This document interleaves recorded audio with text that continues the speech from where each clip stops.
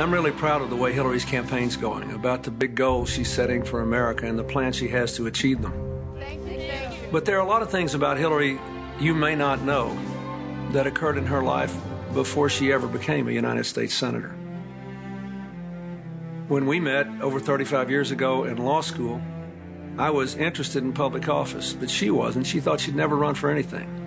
She was just interested in public service. In law school, she worked for legal services for poor people, and she took an extra year at the Yale Child Study Center and the Yale University Hospital to study about children and the law. When she graduated, she could have written a job ticket anywhere. She turned down all the lucrative job offers and instead took a job at the Children's Defense Fund because she wanted to help poor children. After working at the House Judiciary Committee, she came to Arkansas to teach in the law school, to be with me.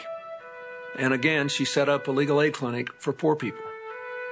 President Carter appointed her to the National Board of the Legal Services Corporation, and she became the board chair when she was only 29 years old. She also headed a big committee for the American Bar Association on the status of women in the profession. It looked at all kinds of issues for women that had been ignored for too long. She joined the board of the Arkansas Children's Hospital as its honorary chair. By the time we left Arkansas, it was the 7th biggest children's hospital in the entire country. Everyone knows that when I was in the White House and Hillary was First Lady, she led our effort to try to get health care for all Americans. And everyone knows we didn't succeed.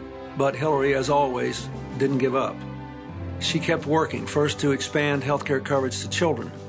The Children's Health Insurance Program gave 5 million kids health insurance, the biggest expansion in a generation. She improved care for women with breast cancer and men with prostate cancer. She worked to support immunizing 90% of our children against serious childhood diseases. She just kept working. Meanwhile, she went to 82 other countries representing the United States. Hillary is heavily respected all around the world, and that is so important at a time when we need to stop making enemies and start making allies again. In my first term, Hillary, in effect, was the face of America in Africa, in India.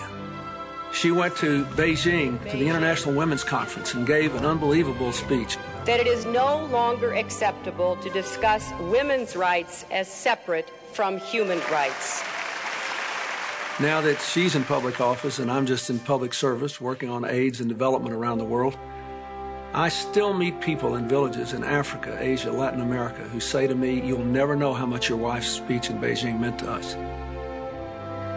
When she became a senator, she immediately went to work on solutions to American problems. And she worked with Republicans as well as Democrats on things like climate change, better health care for our veterans, making electronic medical records available to cut the incredible waste in our healthcare system. She worked on children's health. She accomplished an enormous amount in starting new projects to create jobs in rural areas in upstate New York. She just kept plugging away with new ideas, making progress day in and day out. That's the kind of leader she is.